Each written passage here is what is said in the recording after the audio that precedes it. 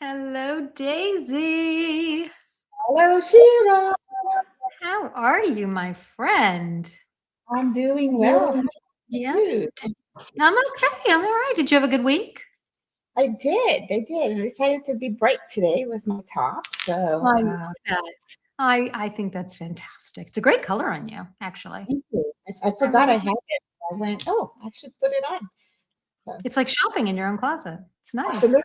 You forget what stick you have. Some even still have tags on it. So, Right, let's not go there. Let's not even start that conversation, please. I am so excited for today, and we're gonna get kicked off pretty quickly. And this is really you brought our guest today, which I'm really excited about, and I'm gonna let you kind of take it off. But let me just kind of get started for everybody. So, uh, welcome to the Glass House. This is where we look at business from the inside and the outside to expose the gap between what's embedded and what's actually embodied in your organization and in your people.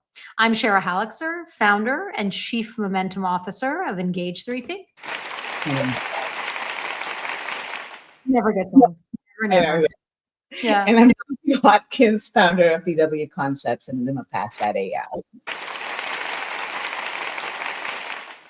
I had a call a couple hours ago and with an old client of mine, hopefully a soon to be new one. And he said, "Oh, I love your title." And I said, "Feel free. It's all yours. You can take away. You can take away." If you are here today, thank you. We know you had loads of options of doing other things, and we really appreciate it, whether you're live with us or you're watching us recorded in the future. So this will be in the past, but And before we go any further, also, we really want your engagement more than we love your reactions and we want your comments and your questions. And we'd love to try to make this more of a conversation than just kind of talking at you and being a broadcast. I've tried to figure out other ways to do it. But we want to know who's there. Hello, Heather. And I see LinkedIn user, and I can't see right now who that is, but we'll figure that out. But yeah, so really excited. Perfect. So, we're starting off. All right. Every Yeah. leadership. So every leadership conference talks about resilience. Every wellness program talks about balance. Every value deck says we care about the whole person. Have you heard that before, Shira? Yeah, right. And yet leaders are burning out at record rates right now. Yeah. Decision fatigue is now a norm, not an exception. And the people building businesses from scratch, the solopreneurs, the founders, the consultants, they skip themselves entirely because they believe joy is the thing that comes after revenue and being stable. Right. What is that exactly backwards? What is joy? In the reward for finishing the work, what if it's just an operating system that makes the work possible in the first place? Yeah, it's interesting, right? Organizations embed wellness into their benefit packages, right? And into their value decks, as you mentioned. And leaders embody decision fatigue, reactivity, survival mode. I've developed something called the MIA diagnostic. What is missing in their own in their own regulation, right? What's invisible, and how that dysregulation cascades to every person they lead, everything that they do. What is assumed is that wellness programs fix a regulation problem. I'm sorry to say they do not. And we can't delegate self-regulation just to an app that people are going to put in their pockets on their phones. Very true. That's from the inside. And from the outside, AI reads the signal as this deregulated organization.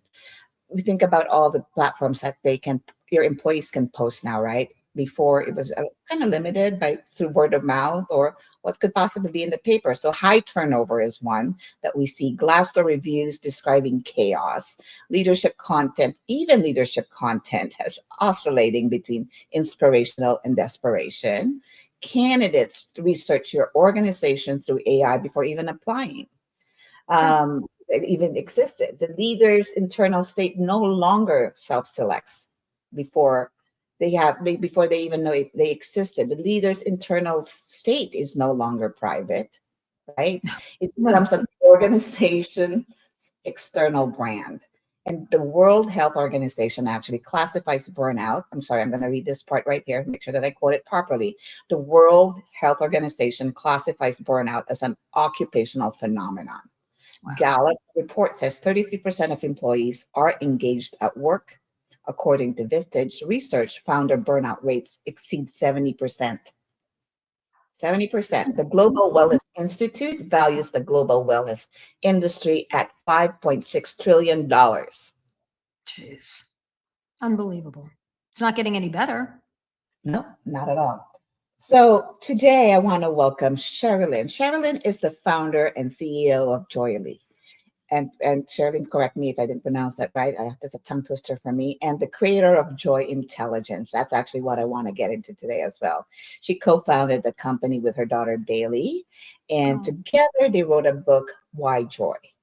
The operating system for emotionally aligned teams. Her framework is built on 3 pillars: safety, presence, and joy.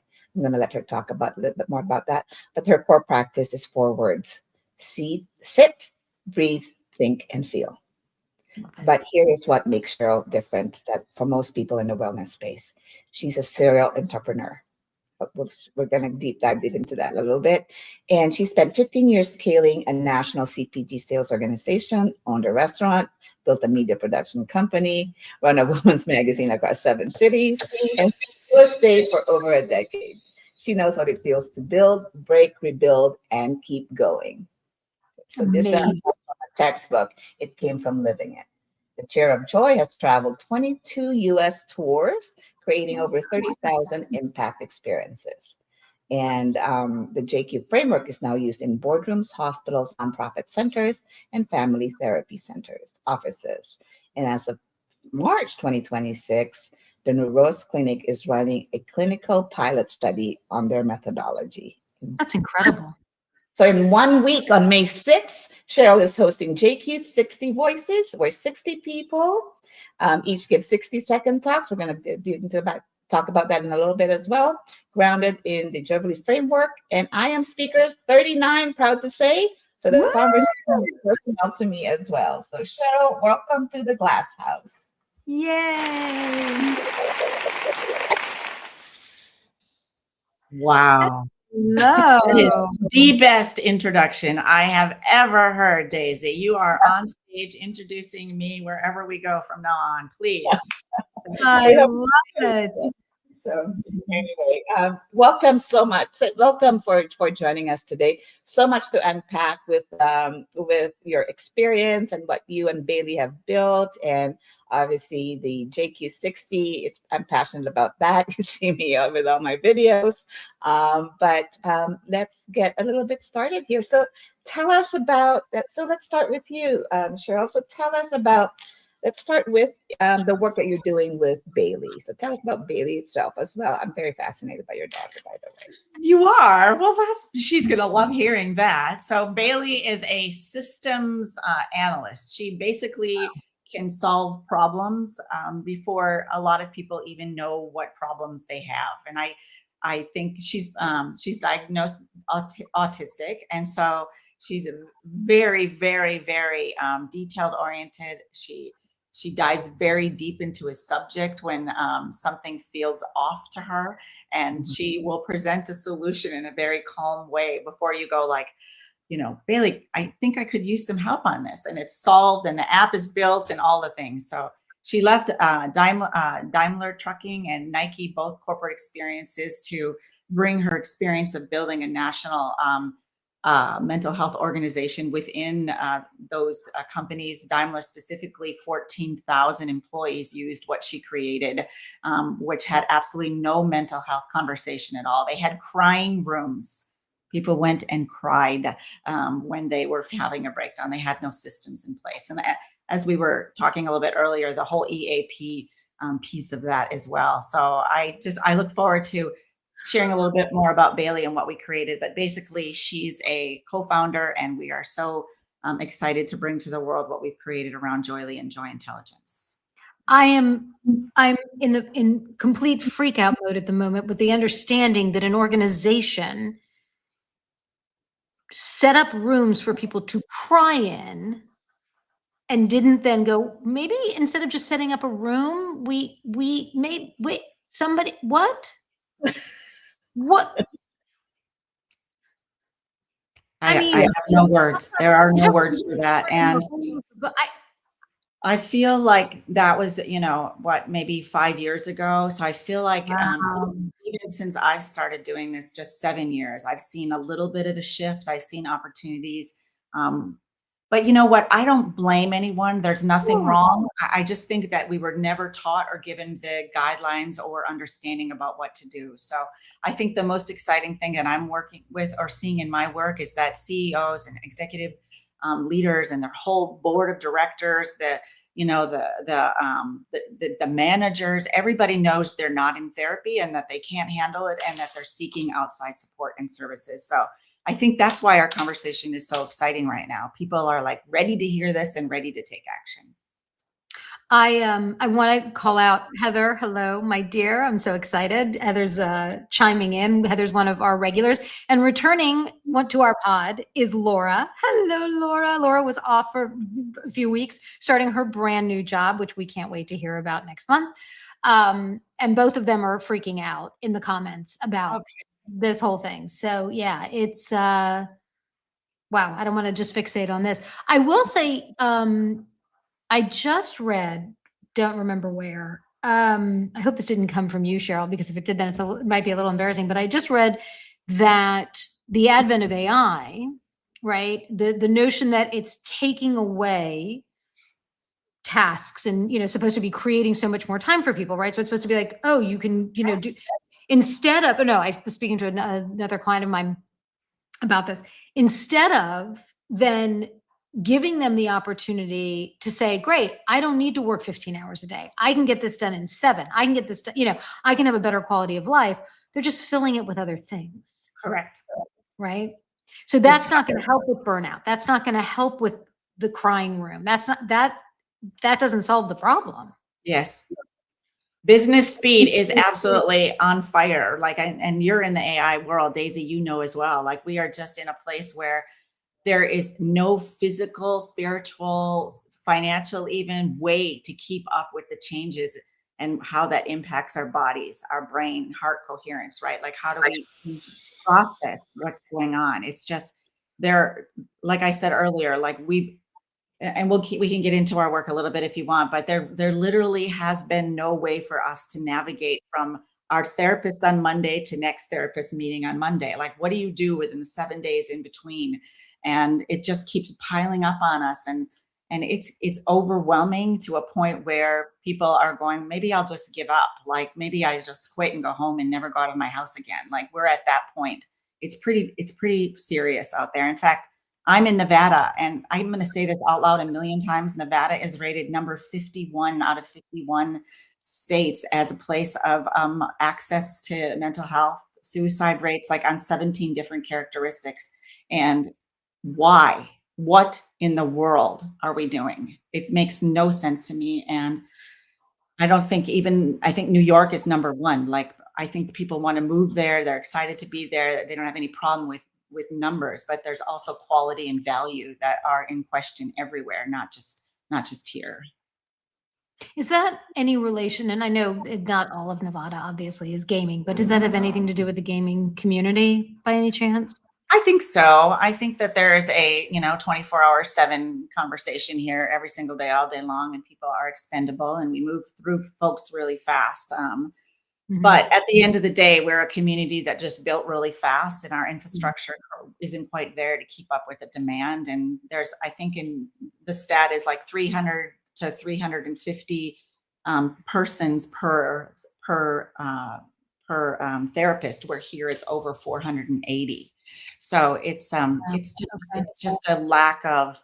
So at the end of the day, we shouldn't go on a venture of finding more therapists. We should ourselves take accountability for who we are and what we're about and what we want to do in life, so we can be intentional at work, at play, in retirement, with our kids and family, with our friends. We're taking care of our veterans and seniors and our aging parents and like all the things. It's like there will never be one solution or one therapist that's going to give us all the answers. I believe that we need to have it, and we need to find it, and we need to ask different questions. So based on obviously the studies that you've had, so this prompted you and Bailey to build something, right? And so Mhm. I want to learn more about that. I know when we first met, one of the things you said was like, I said I was in AI. I go, oh my God, my daughter is an AI scientist and she knows all these things. And so that's how we bonded that way. And then mindsets too, obviously, and personalities. But what I was fascinated about is we were talking about EQ, like all the EQ, right? And that you Mhm. discovered the layers to that. So, Mhm. so I am very, very excited to learn more about what you guys have discovered. The launch that you Absolutely. have as a pilot with a behavioral health clinic. So tell us how this all started. What was your discovery? What's the biggest thing that you want to share with everybody? I like a lot. So many things. Yes. First of all, let me just ask your listeners, if you don't mind, and including yourselves, if you don't mind, just putting an emotion that's in your heart right now, or if you could name one thing that's going on in your body, and it could be overwhelm or stress. Maybe you're calm, maybe you're excited, maybe you're passionate, maybe you're feeling judged or criticized. Don't we all feel that sometimes, right? Cher, is there ever a time where you feel like maybe you're just feeling judged or criticized, and sort of in a All the non time. yeah, can you give an example? Um, should I tell what I told you before we started? Give Okay. it to you. Give it to So you. this is so crazy. Then those of you who know me will know. Okay. So yesterday was supposed to be hair washing day. And I had no water when I woke up in the morning because they're doing construction and they turned off the water. So I had to go on with my day. And I had a really big call later in the day and I couldn't wash my hair because I got back and then I do the call. And so for the first probably 5 minutes of the call, and I tried to zhuzh and spray but for the first 5 minutes of the call, the only thing I was thinking about on Zoom, mind you, is that they can see how filthy my hair is. Oh my goodness. And first of all, I guaranteed it didn't enter their mind. 100% it wasn't even a thought process. Two of the men didn't even have hair. And I think that and I think that You're judging them as they're judging you, even I mean, I'm better. not judging, but they just, I mean, I don't think it's a thought that they have, right? They don't have hair, so I don't think they think about it. So, and I'm thinking they can't smell it, they can't they can't touch it, they can't. And I'm just kind of, and I'm constantly, I've had it like a weird ponytail, and I'm doing this, and I'm trying to, and that's all I thought about for probably the first 5 minutes. And All then right, yes. yeah, Let's yeah. do so what I would love to do, why I asked that question is I like to do this at the beginning and the end of the meeting, is to do a chair of joy experience. And I've just done them so many times that I can see quick responses. So I would like to do that for us and your listening audience so that we can have the best conversation available today. Okay. So let's grab a chair of joy. So my chair of joy is often in my kayak, if I could think of one that's not currently in my office setting. It's usually in a kayak on a river in Wisconsin with the eagles overflying my head. So if you could pick a chair of joy, Daisy, where would your chair of joy be? If you could anchor one in the world, on the beach or the mountain, where would yours be?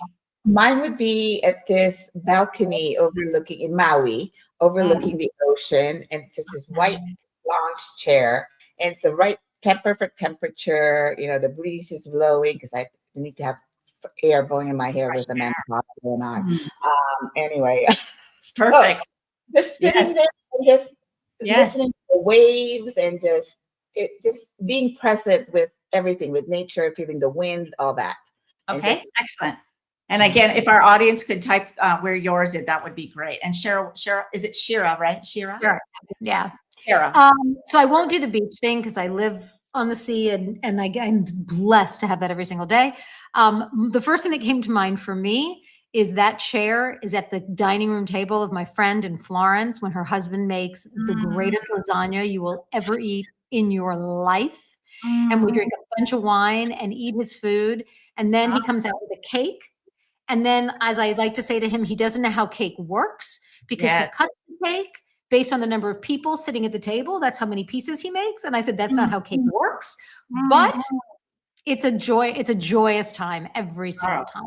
All right, beautiful. So you can close your eyes, but you don't have to. Those were absolutely brilliant ones. And for everybody who's listening, I just want you to very, very clearly see if you can anchor and tap into your first chair of joy. I always say it's like your first kiss, like know where you are. You can always have different ones as we go forward, but when you do your first one, like it feels really good because it's the first one that popped up. And when you're in a stressful situation or you're feeling burned out or you're in a meeting, God forbid, and your hair isn't washed, you can quickly, immediately anchor to your chair of joy. So if you don't mind closing your eyes for 60 seconds, you don't have to, but you can, even shorter. I'll do a really quick one to start with. So step one, there's 4 steps: sit, breathe, think, feel, as Daisy said coming in. So this first step is to sit in your chair of joy. Imagine you're there.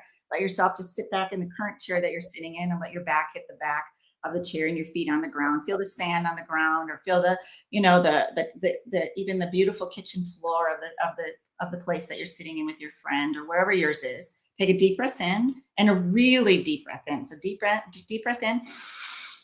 And like box breathing or whatever your favorite breath is, just hold it at the top. And as you're holding it at the top, kind of bring in the judgment, the fear, the wonder, the worry, the awe, the curiosity, the possibility, the whatever's going on in your body, kind of bring that up. And as you exhale, just kind of see that going out like a light mist going out and dropping into the ocean or out into the floor or down the mountain or wherever you'd like to go. And let that just go fully. And let's just take one more quick deep breath in. And we're having an awesome conversation around your joy intelligence. So I want you to just kind of conjure up some ideas. Like, what does that mean for me? Like, what is joy intelligence for me? How do I show up looking like that? Because we all are. And then just exhale that. And step 3, I'd like for you to think about what's one thing that you want to take away from the day today before you put your head on the pillow. Just one thing that would be absolutely dynamic and wonderful, and sort of see what that is happening maybe later today. And then just put your feet on the ground. And again, how you feel, which is the 4th step. Tap your toes in the ground. Let that energy move up from your toes to your knees, up through your hips, your spine, your chakras, up to your shoulders, and then roll your neck around all the way in a 360. And you can come back whenever you're ready. So that is a biohack that took me 7 years to create. It is now a universal language that people do with their children, with their husbands, with their CEOs. And before I ask you questions about that, I just want to tell you a quick story about how it works in real life. Would you like to hear? Please. That was All right. fabulous. That was fabulous. I did too. I did it with you. It was really nice. So one of my clients, everybody's in a different place with their joy intelligence. This particular client is very high because remember when we were young, were you the house that all the families went to? Like your mom said, come on over, right? Maybe you were the one who went to the houses, who knows? But whatever that is, that's what they have in this organization. All of the leaders had that with their moms and their families growing up. Come over to my house, let's have all the food. And so their joy intelligence is based on safety, presence, and joy. They're already safe, which means when their artists walk in the door or their clients, they feel safe instantly, right? And so when they feel safe, your presence goes up, right? Think about that, in your own day, how when you're safe, you can feel present. And then finally, joy. So safety, presence, and joy. When those 3 baselines are continuing to increase, your joy intelligence goes up. So anyway, these 2 guys walked into the room having just had a dispute out in the parking lot before I got there. And they were so excited. The first time I've seen them so excited to go, what do we do with this joy intelligence that you say we have, right? And so I took them through the process. We did the thing. And literally in that time frame that we just did in 60 seconds, they were looking at each other, which they weren't when they walked in the room. There was no room for a meeting. There was no conversation we were about to have. And so that's why I wanted to do it at the beginning of our talk today, is because what's possible when you stop. But anyway, they started laughing literally 60 seconds later, because one of the things I said was, imagine the 2 of you, laughing on why you started this in the first place. And they literally were going through the emotions. I'm embarrassed because that happened. And then joy because it's over with. And can we just move on? What's the possibility? So anyway, quick, Sheryl, what was your moment that you thought of that you're going to lay your head at the end of the day today? What would be your sort of proof of the joy intelligence was working today? For me, what came to mind was that I'm not going to go to bed thinking about the things that I can't control and what frustrated me today, right? I'm just going to go to bed thinking, let's just pick up and move on for tomorrow, right? Beautiful. Because that that just tears me down. Yeah. Beautiful.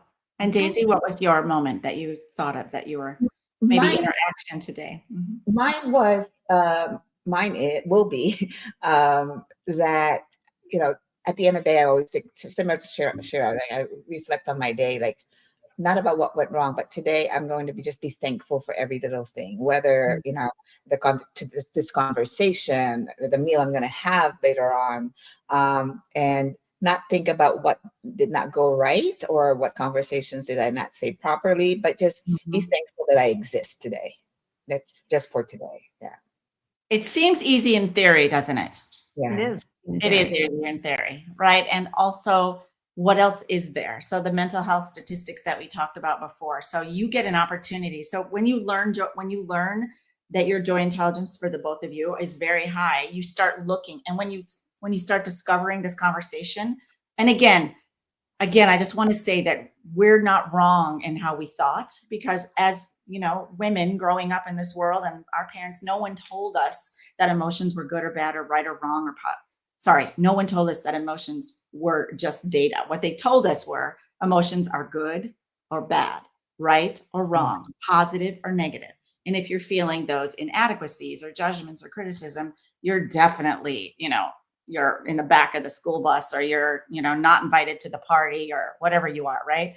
And so that's why it lingers in us. So when we learn that emotions are only 6 to 8 minutes, like the guys did yesterday, they're like, okay, so we're in laughter and we're curious now, what's next? Like they can get excited about, okay, I lived all those emotions, so what's left? What's possible? So the two of you, and I invite your audience too, as you go through your day-to-day, like just pay attention. When do you feel safe? When are you present? When are you escalating your joy? And when you put your head on your pillow at night, those are the only memories that get to come in your mind, because you're deciding that for yourselves. Does that make sense? Absolutely. I just want to acknowledge, sorry, Shira, Yeah. Heather, a couple of them did the exercise from the comments here, and Heather did the beach feeling and the heat of her skin. Mm. One follow through is obviously as a new creative idea. So that's her. That's what she. That's beautiful. That is so true. I think creative ideas come and if you're spiritual, like I have a full-time Buddhist practicing joy intelligence, because he says, I chant, I do all the things, and at the end of the day I still am left with my emotions. So he did the chair of joy, and he said it was one of the most powerful experiences he's ever had. So if it's God, if you're a Christian, and when do we actually stop during the day and listen to what the God, spirit, universe has to say to us, so we can develop new perspectives or new ideas, or an individual thought? God forbid that with all the AI stuff, anybody has an individual thought anymore, or something that comes from our own brains. So yeah, I think that at the end of the day, there's a lot when it comes to JOYELY, but the very core, the crux of all of this is, can we just create sit, breathe, think, feel in every language, in every country, in every part of the world, that has people and animals. I've done shares of joy with animals. I love that. I wonder though, Cheryl, it's interesting, right? So when we start off by talking about how there are these horrible work environments, and listen, I've been in them, right? And I've worked for heinous people. How do we, and to share with our audience, right? This is great doing it here, and something that we all want to be here, and we're having fun, and we're having this great conversation, and it's really amazing. But when we're in the moment, right? When we're being, criticized, or whatever would create an environment that somebody needs to go to a room and cry when they're at the office. And I will share this. I had a client, an auto manufacturer, interestingly enough, that is across the highway from another auto manufacturer in the electric car space. And let's just say my client is not the one that everyone knows. Mm-hmm. My client was one that was creating something new that is gorgeous and amazing. Mm-hmm. And most of those people came across the highway because it was such a horrific place to work that some ended up in institutions. Some ended up having mental breakdowns. And when we're in environments like this, and it doesn't have to be to that extreme, but when we're in environments like that, what do you recommend? I mean, the exercise is amazing, But when we're at that level, when we're like this or beyond, what can someone do other than go and cry? That's painful, isn't it? It is. So I think if I could just share why I started this organization, and it was for a lot of those reasons. I've been a multimillionaire many times over. I've created opportunities in the food and beverage industry prior to what I'm doing now. I've owned the bar and grill, like you said, and people will be people, and there's nothing you can really do. Some will hear us, some won't. Some of those executives are on board, some are not. It just is what it is. But when we've been taught over the years, again, that emotions are right or wrong or good or bad, or that you need to put them, leave them at the door and you're not supposed to experience them, it's going to create havoc, which is where we're in. It's why we're in such a chaotic place. So I kept asking more questions all through those businesses. Why are people settling? Why do they work at places like that? Why are they settling in? Why do they tolerate that? I had so many questions. So it literally led me to 7 years of R&D on every and I can share my screen if you like, but every psychological model on the planet. And that's what Bailey took. She literally took 3,000 emotions, boiled them down to 160 and then 80, created cards around them and this whole thing. But at the end of the day, what I wanted to do was live my best life, right? Oprah, like I'm a fan, and I wanted to not be caught up in those moments that I was out of control. So that's why we boiled it down into the just 60 seconds. And when people can actually hear what I'm saying right now, which is we're all joy intelligent, and we all can use that modality that I've literally spent 7 years working on and condensing and changing and manipulating and to create a biohack that you can do it yourself. So real quick, question yesterday, or situation yesterday, a woman comes on my Zoom, right? I'm talking to people every day. I've had the best day up till 4 o'clock yesterday afternoon. And she gets on the phone and you could tell her looking down at me, like, what's your doctorate in? Where is the psychological studies? And why did you call me? What do you want from me? That was her. Like, I was like, what? We don't even know each other. Like, wait a second. Right. So as she was lambasting me with her questions, I sat back. I did sit. I took a deep breath in. I could hear her dog barking. I knew she wanted to go play with her dog. And I just let my appreciation for her work settle in my body. And I just heard her and I wished her well and said, thank you for your time. And we left. And whether we talk again, great. Whether it doesn't really matter, right? At the end of the day, I didn't let her take me down. Right. I didn't give her the opportunity to mess with the rest of my day, which was going so well. And prior to JOYELY and my joy intelligence and safety, presence, and joy, that would have put me under the bus. And I would have been all night spinning about what I could have said different and done different and all the things. Does that make sense? It makes perfect sense. I love that. I am a New Yorker, so I have a therapist because one does in New York have therapists. And she gave me the greatest hack for me that worked for me. And she said, whenever I get anxious or I'm in an anxious situation, to put my hand on my lower belly and take a breath. And that action of physically moving my hand, and I tend to talk with my hands anyway, but putting the feeling of that triggered something that then made me do exactly what you said. Just stop. Right? There's nothing more powerful than silence, right? In a difficult situation. So that's my mechanism, right? That works for me to kind of go, okay, here we go. And can I challenge that real quick? Yeah, of course. During your 5 minutes of your hair being unkempt, did you remember to do that so you could settle yourself, which is brain heart coherence? It's just another biohack, right? I'm curious if you did, and if you didn't, why or why not? I probably did because I've done it for so many years that I probably did it subconsciously without even thinking about it now. But I do remember I was so excited about the call, and it was a very big meeting for me. And so I was so excited about it, and it started off really great. And I was so worried about my hair, and then it took a rapid left turn. And so the minute it took the left turn, that ripped me out of whatever else I was thinking because I had to focus. because it just came so far out of left field that I went, whoa, where did this just go? Right. Because that wasn't supposed to be it. So yeah. Good for you. Yeah. I want to I guess, go ahead, Sorry. Daisy. Sorry, go ahead, finish your thought, because I was just gonna say, when you have a mouse or a cup on your, or even a bracelet that says sit, breathe, think, feel in front of you, or Well, I want it's on your shirt, like, so the idea, and I don't disagree with therapy or any biohack or anything people do, red light therapy, all the things, touch your belly, clap your hands, snap your fingers, go for a bike ride, go out in the garden, go on a labyrinth, like do all the things. But the idea is to answer your question, which was, how do you do it when you're in a hot moment? So you literally, I do chairs of joy in 10 seconds when things like this are going on.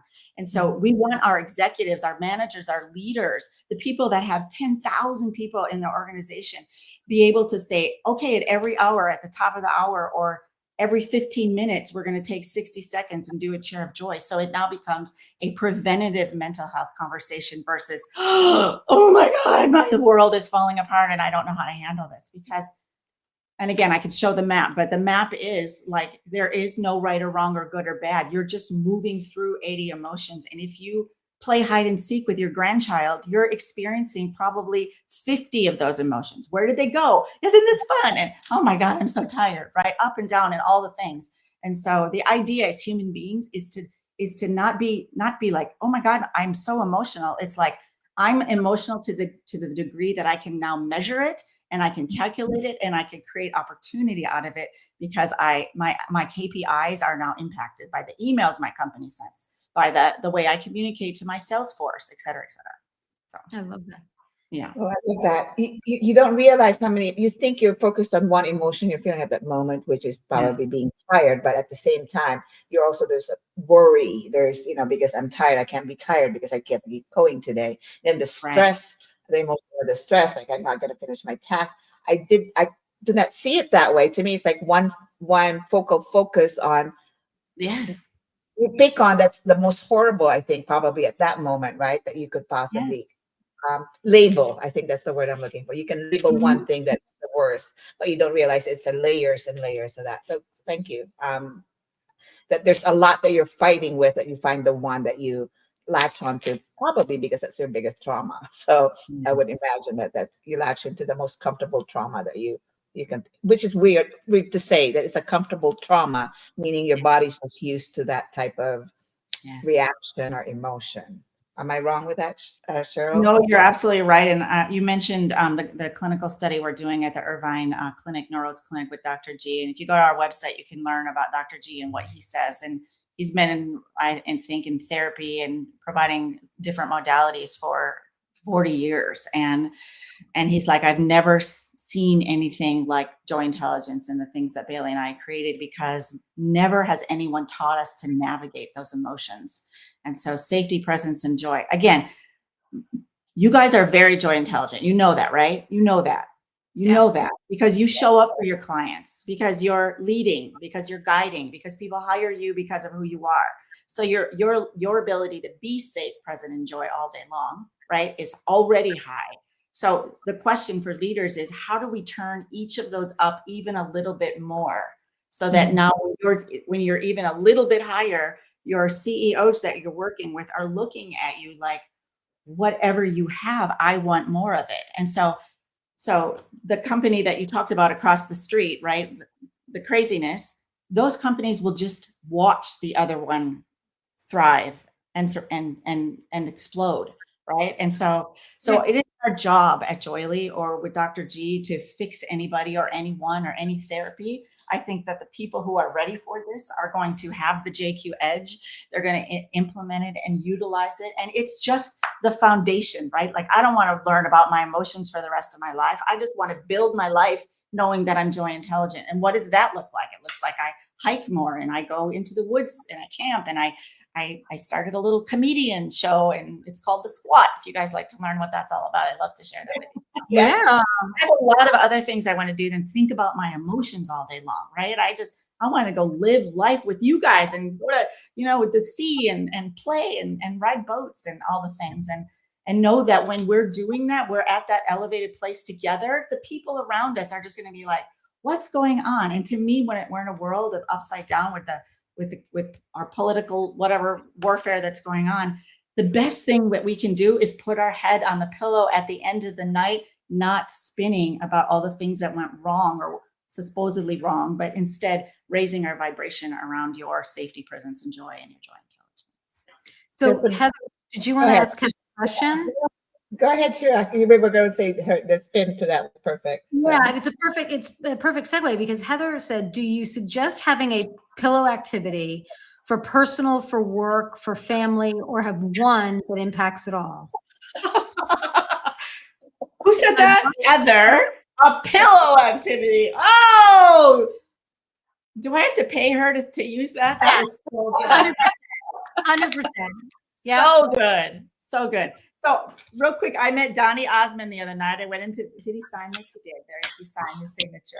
And I had these earrings on, and the back on the way to his VIP room, my earring fell off. And I was like, it's the same thing, right? I'm so embarrassed. I only have one earring on. I asked everybody in the room, like, do you have a back of the earring?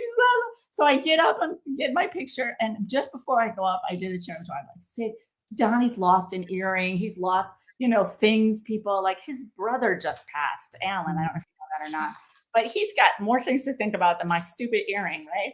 And so I did the chair of joy, which was sit, take a deep breath, think about Donnie and how much he cares about mental health. Sheryl, invite him out to an event.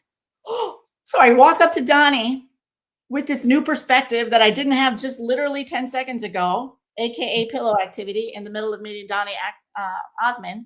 And I put my earring up to my ear like this. And I said, Donnie, will you hold up my earring? I just can't find the back.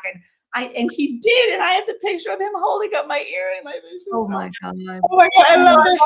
Before I walked away, I said, I have Daisy coming to my event May 6th, and we need a celebrity. And do you do events? And he goes, well, I'm busy May 6th. And we looked at the calendar, and he's like, but I would absolutely love to come to one in the future. So to answer your question, Heather, it is, we sell a deck of cards. If you want to go to Amazon, there are 80 different chairs of joy for 80 different emotions. So yes, there are many ways to do the chair of joy experience, but the baseline, very simple, is sit, breathe, think, feel, and whatever's happening in the moment. And also, if you get our courses, there's audios of me speaking those to you, so you don't have to think them through yourself. Because I've noticed that people developing new neural pathways right off the beginning, like Bailey, for example, autistic, I'd say, come sit in the chair of joy with me. She'd like, I don't know any joy experiences, Mom. Stop asking me that. She was so irritated. And I'm like, what do you mean? Do you remember that one time we went to the park and we went camping? And she's like, no,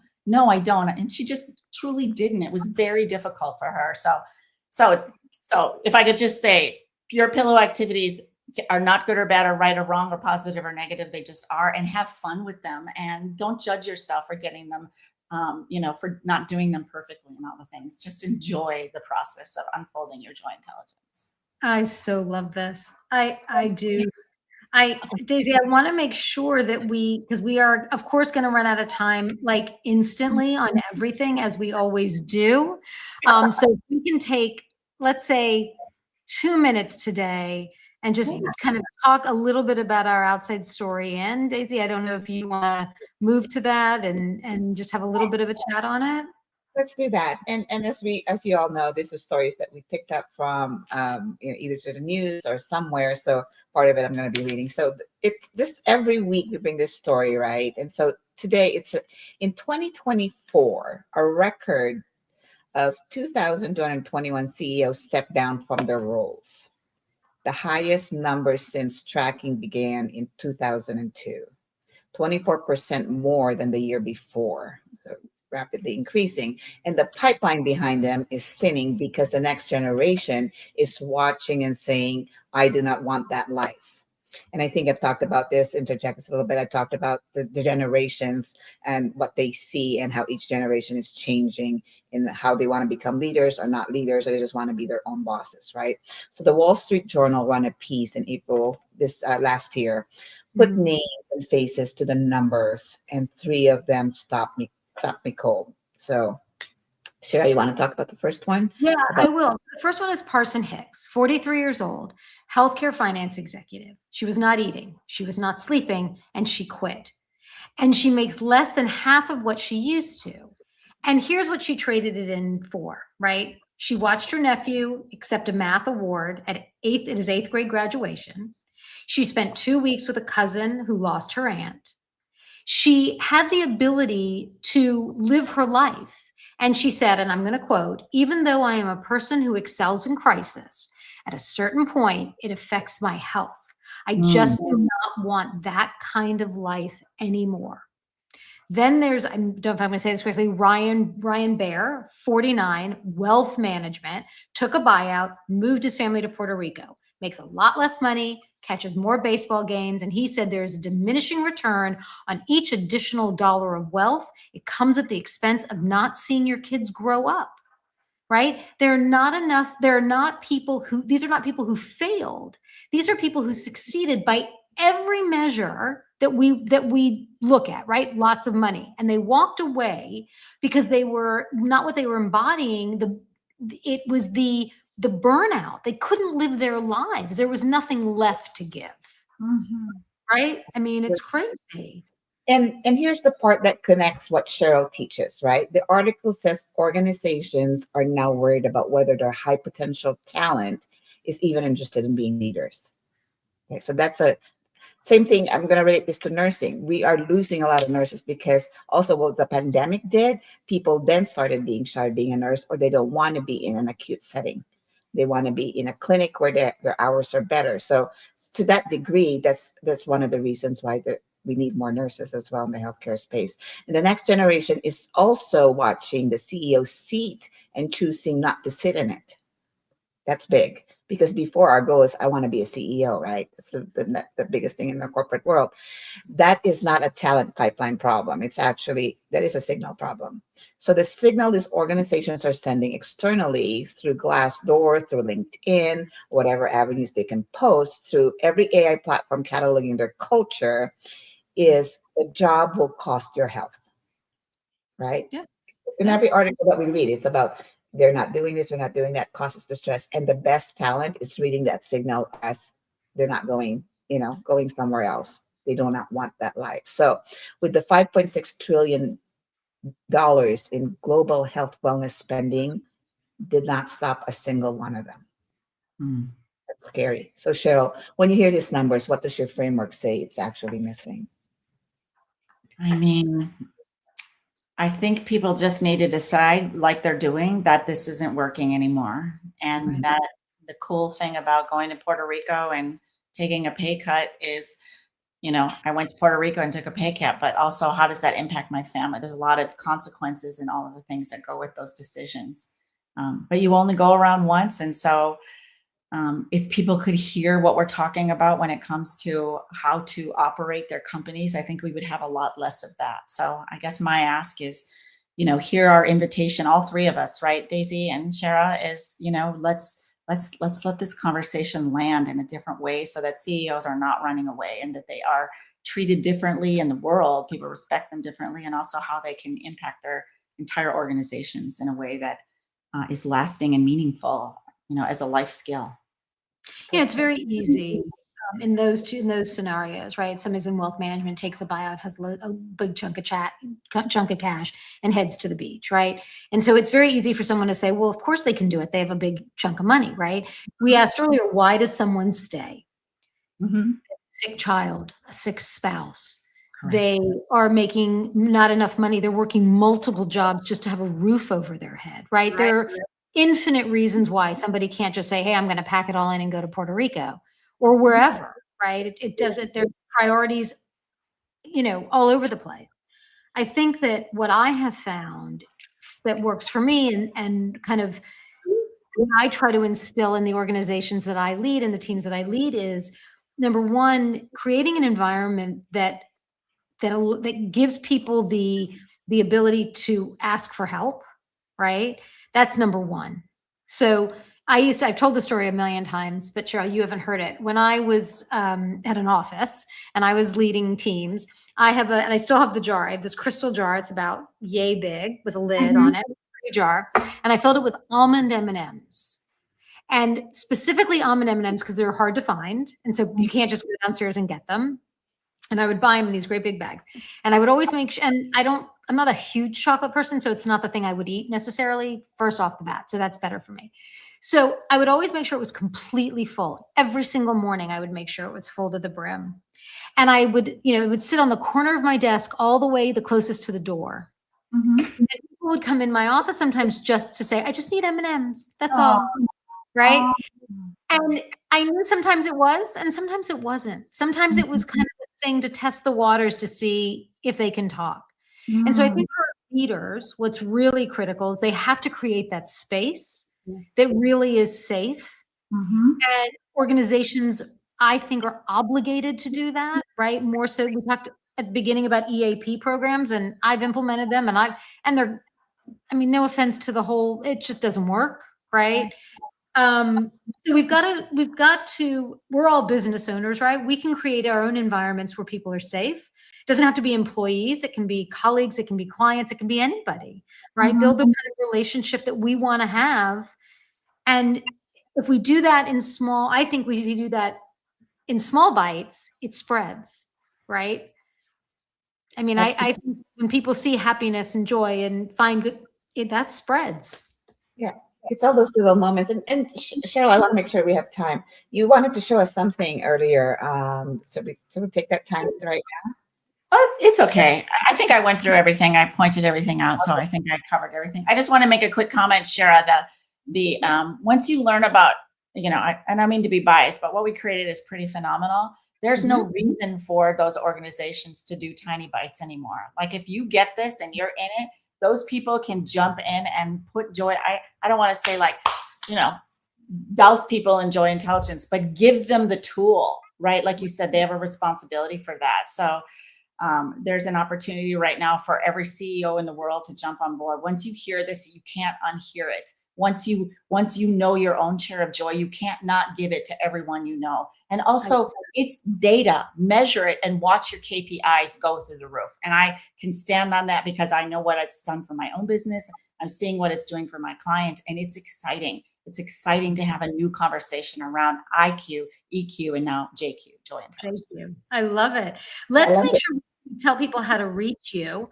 So they can get whatever you want to send them and connect with you. And again, do you want to kind of tell us what's the best way? We've got your LinkedIn up here, and your website and everything, but I have an entire team that manages all the people and all the things. And I talk to everyone. I give my phone number often. If you chat with me on LinkedIn, I'd be happy to share my phone number and have a real conversation.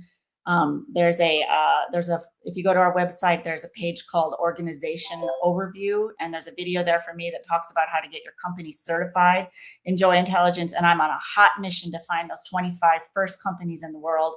We've got a handful of them already, but who can be as quick to the punchline to get this in their organization and see results as fast as possible. So if you know anybody, I'm happy to have those conversations and make a really, really great offer so people can start experiencing this in worldwide. But, first of all, within small companies or large, it doesn't matter, any company, people with leaders who care about their people. That's it. Oh, that's so cool. Cheryl, I know there's a lot of layers to what you do. And one of these is obviously the JQ60, which I mentioned earlier. So you want to talk about that a little bit? And maybe we can get some people to do. Yes. First of all, just thank you for doing the Chair of Joy with me. And we're going to do a 10-second one. So again, your Chair of Joy, go back to the woods, all the things, wherever you're at, take a deep breath in.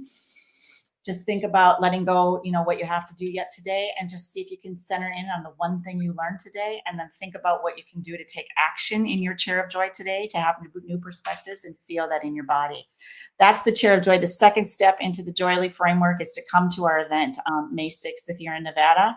And these 60 voices are so talented. Daisy, like when I choose and pick who's going to be on these stages, it's people that have a life lesson. She doesn't get to sell her company. She doesn't get to pitch us. She's going to tell us why she is successful and who she is and what we get to learn from her. 60 of those, one right after another. And the biggest thing about that is teaching people how to stand in that integrity and not to sell themselves. And it's really fun to watch. So Daisy, I'm so proud to have you on board. Thank you so much for having me. I'm super excited about it, as you can probably tell. But aside from that, I know there's other initiatives that you have within what you're doing. So you've got, you've got the chair, you've got what is it? What's the other one that you have? The That's baseline. plenty. It's plenty. We have plenty. I think just my ask is that people start going to sleep at night with pillow chairs of joy, or however you want to frame them, Yeah. as we talked about today. And don't be afraid to order those cards on Amazon. And I can send you a detailed. I just really want people to use the work and start experiencing it. And so I just got invited to 13 community centers in Las Vegas last night to go have children in the community centers take my Goodwill chairs that have been stacked up in my garage and start painting them so we can take them to the school so teachers can start using the chair of joy in the corner of the classrooms. So there's so many things to participate. If you want to volunteer, if you want to work with us, we're growing and all the things. So I'm just excited to be part and to know you guys. I love that. Thank you so much. We started something last week that we want to continue week after week, which is kind of the one action you talked about. What are you going to take away from today? And so we try to make our one action of the week relate to the topic. So we'll share. Daisy and I each have one, right? So we talk about glass house, seeing your company and yourself from the inside and from the outside. And so my action this week is kind of in line of what you said, right? But I wanted to say, before anyone, first thing in the morning, right? Before you walk in to your first meeting of the day, I said 90 seconds, but it can be 60, it can be 10, whatever you've got, right? Don't review your notes. Don't think about the meeting, right? Just check yourself, right? Just why are you here? What are you excited about? What is it that, I'm walking in to do? Kind of a self-regulation of not all the, what could happen, what could be wrong. Just do what the exercise that you gave us, right? Before you walk in that first meeting and say, okay, I'm ready. And I'm going to sit and I'm going to breathe and I'm going to think and I'm going to feel, right? Most people don't get that right off the bat. That was incredible. Oh, I love it. You can tell I love this. This is like right in my wheelhouse. So that is my one action, and that'll be on our Friday action plan. That'll be on LinkedIn on Friday as well. So Daisy, what's yours? So mine is really, because I look at the outside all the time. It's like, it's always noise, right? And so please do not look at your social media. Do not look at any of that external noise. Like, put that, literally, either put it, turn it over. Don't look at that blue light. Just try, really try. I know it's very hard. Turn it off, turn the ringer off to put it, do not disturb. How many of you are always anxious that next email is going to come at 11 o'clock at night and you don't even have to answer it, but you're anticipating it, right? Like, something's going to come and I need to look at it. So be present with your pillow, basically, and do that. So there's some comments here. I want to make sure that we address it. So yet another awesome podcast. Thank you, whoever LinkedIn user is. Sheryl and Daisy. Laura.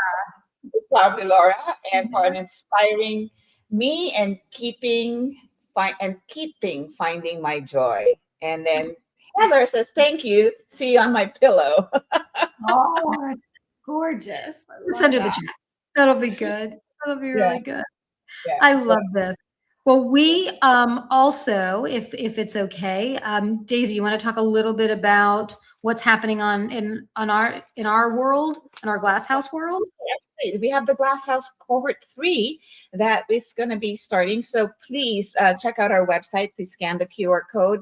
We're also looking for some wait lists. We have 3 different programs that we're offering, and we'd love for you to join us. So the benefits to that is that we work with all sorts of businesses, whether you're a solopreneur, a consultant, and those are the success stories that we've had actually from our cohorts. And we'd love for you to join. We look at, again, what we see in the inside and the outside, and we try, and it's a very personal experience with us. We're not just in a Zoom call. We are very engaged in the activities that you do. You've got exercises that you need to do, and we help you discover who you are, number one, what your brand is, and how you should present yourself in the world. So whatever you're going through in your business, take a look at our site and pick the one that matches where you're at the stage. So yeah, we're really excited about the next cohort. It's been amazing so far. We always like to say too, reach out to us about anything. One, you want to be a guest on the show? We'd love to have you. Sheryl, we got to bring you back. No question about it. We did not, as always, have enough time. Find us on all the things that Daisy said don't do every day. Turn off your phone, but don't look at it every day. And we really want to hear from you. Reach out. You know, we love to talk to people. We'd love to hear what your challenges are, how we can support you, what we can do to make your lives better every day. You know, we're all in this together. So it's very exciting. And Sheryl, thank you so much for such an incredible hour. It's going to be a good one. Yeah, it's going to be a great day. Every morning at 7:45 Pacific time, we do JQ Live. So if you want to come and just talk with us, Dr. Brian Grossman runs that for the most part, but it's just a good chance to remember what joy intelligence is and how it can impact your life. But my takeaway today was getting on a plane with you, Daisy, and going to the sea and having a glass of wine with Sheryl, wherever she is in the world, and figuring out how we're going to take joy intelligence to the entire world, because people are so excited and want to hear this from experts like yourself. So you and your community, I would love to do that. Yeah, we'll be flying first class for sure. Okay. Yeah, of course. Always go to the left. All right. Ladies, have a wonderful week. Enjoy. Find your joy today and through the week. We'll see you next week for another episode of The Glass House. Thank you for all your support. We really, really appreciate it. Bye, everybody. Bye-bye.